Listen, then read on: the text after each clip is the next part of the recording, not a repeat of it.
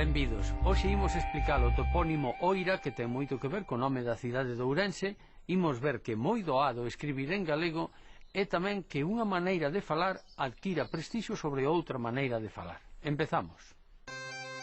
Nun documento do mosteiro de Celanova do ano 1010 figura unha vila chamada Áurea, na ribeira do Miño, no territorio inferior do Búbal, baixo a decanía de Cutario, o actual Cudeiro, en Ourense. Esa vila áurea, situada á porta de Ourense, pasou polas mans das monxas de Dozón, dos cóengos de Lugo e dos frades do Seira. Pero de onde nace o nome de Oira? Certamente de Vila Áurea ou Vila Auria. Aínda que non excluímos a posible relación material co ouro, Vila Áurea pode moi ben ser vila propiedade dun home chamado Aureus, porque este nome persoal usábase na época imperial romana.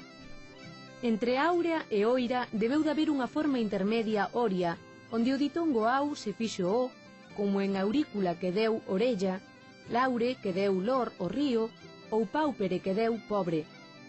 O cambio de Oria a Oira é unha metátese normal en galego. Compostos de Oira son os topónimos lucenses Fontoira, Valoira e Viloira. Ben falado. Unha cousa é a fala e outra cousa é a escritura.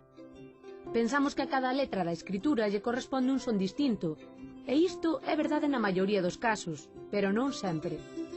Hai moitas veces en que cando aparecen dúas vogais contiguas, na fala non pronunciamos as dúas, senón outro son, distinto do que representa a secuencia destas vogais. Na maioría dos casos, cando a vogal A vai seguida de O, debe pronunciarse un O aberto. Cando se atopa a preposición a seguida do artigo o, pódese escribir o con acento ou ao, pero a hora de falar hai que pronunciar sempre o.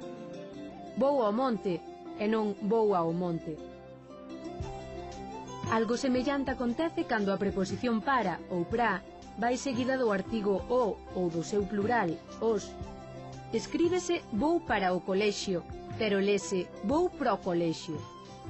Tamén cando o artigo o ou o pronome persoal o van a continuación dunha forma verbal acabada en a tendencia é a pronunciar o.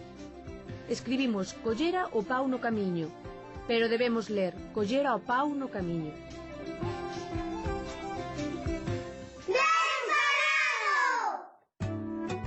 As linguas despréganse nos territorios nunha infinidade de pequenas variacións na fala cotiá, apenas perceptibles.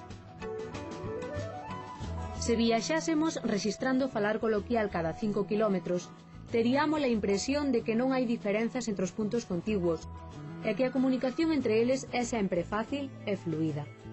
Pero en certos puntos concretos veríamos que cambia a lingua escrita. Por exemplo, nos rótulos das estradas, e observaríamos tamén cambios na lingua oral máis formal.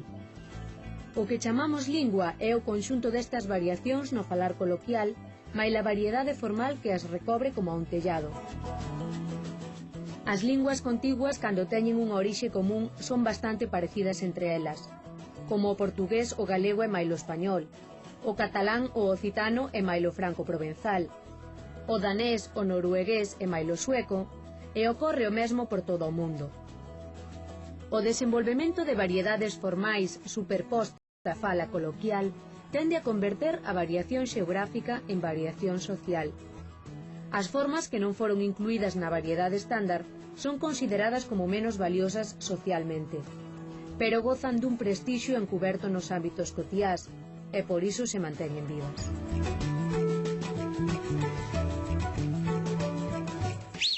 Un instrumento grande de cor negra e que ten teclas. O piano. Se alguén fixo forza contra outra persoa para movela, Empuxou. Ves que o sabes? Vostedes son capaces de imaginar unha explosión de 52 toneladas de dinamita? Pois iso aconteceu o 3 de novembro de 1893 no porto de Santander. Un barco que se chamaba Cabo Machichaco non declarara esa carga, tivo un incendio e cando todo o mundo estaba apagando o incendio produciuse a explosión e morreron máis de 500 persoas, quedaron outras tantas feridas, quedou destruída parte da cidade. Estoupar como a Machichaco. Esta expresión non existe en castelán, nin existe no galego de toda Galicia, pero existe no galego da parroquia de Vilar de Ortelle en Pantón. Vexan como un dito recollido nunha aldea pode dar noticia de algo que aconteceu lonxe hai moitos anos. Recóllanos.